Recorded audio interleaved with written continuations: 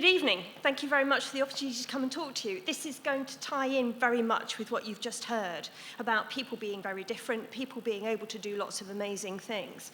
And my particular specialism is values, which is the why behind the what that we actually choose to do. Now, this world of ours is alive with opportunities and alive with risks. Sometimes it's quite easy to figure out what the best next step might be, and if not taking that one, what the consequences might be. Sometimes it's not so easy, because we're actually bombarded with information. Too much information to process. So inside our minds, we have gates, if you like. Some things get through, and some things don't get through. And we have a system for actually evaluating that.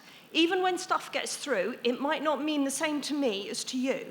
So the sigh from the back of the car from the one person who said, why couldn't we have gone and seen fast penguins?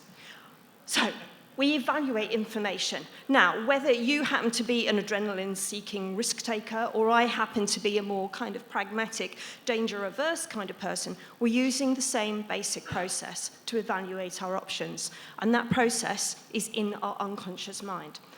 I hate these kinds of headlines. I really do. Because actually, values are talked a lot by people who know nothing about it, and we could all benefit from understanding better how our values are driving our choices. Our minds are like icebergs. Tell me something about icebergs. I bet you know something. They're cold. They're seriously cool. They're seriously cool. Most of them are underneath the water, and that's kind of like our minds, because 90%, over 90% of an iceberg is underneath the water, and 97% of the processing power of your mind is in your unconscious, where most of the time you don't even realize that you're using it.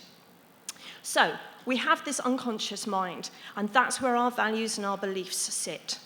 The things that you believe you're highly certain about drive you to value certain things, and then you do things. You take actions and you adopt dispositions. You show an attitude towards something. So we've got the brain in two basic structures. We've got an old brain, which is really quite primitive, so it goes back to the nurture side, and that's where your values are sitting, in that kind of yellow region there. They're in the limbic system, and they don't have any vocabulary. This gives us lots of questions. If I say to you, put your hand up if you value your health, how many hands are going to go up? Lots of hands, fantastic. Now, if it is true that you actually value your health, that means that you will do certain things to prioritize it. You will moderate your intake of things that you know are not good for you. You will moderate your intake of maybe alcohol, substances we might not want to mention for fear of being arrested. You will get good sleep hygiene. You will do aerobic exercise at least 3 times a week for 20 minutes. Maybe a lot of hands will go down at this point. We prefer to be healthy, but we don't necessarily prioritize it. Sometimes it's easier to prioritize it for others. The battles I had with my daughter to make her wear her cap in the sunshine and her sunsuit, but it was still worth it. Connection with your priority values will buffer you from stress. It will make you more resilient if you're connected to what really matters to you as a person. So it's worth doing for that. It's also worth doing because your values, your priority values, are in those things that make your heart sing. The things that make you feel like you could just go on forever. Food, water, doesn't matter because the moment is so utterly glorious. So your happiness comes from your values. Values are hard to work with because they're in the unconscious, but the good news is you can get hold of them if you do things to actually surface those ideas that carry energy for you as a person. So one of the things we use them for is to evaluate our decisions. So if I see myself as a person who really likes having some fun, especially midweek, when the opportunity to go to Ignite comes across my desk, of course I'm going to say yes. But if I see myself as a person who needs to stay in all through the week because I need to do a good job at work, then I'm not going to seize that opportunity. So how I see myself actually fuels what I do.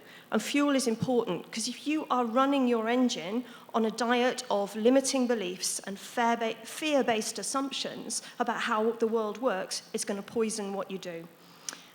Even if you're only going to get out of bed for ice cream, it's worth knowing what you get out of bed for. And if you take away one thing from this evening, let it be this. Know inside you there is a deep, valuable crystal that is unique, your sense of self and your values. If you decide to mine and shine that, the people around you are better prepared to be dazzled. Thank you.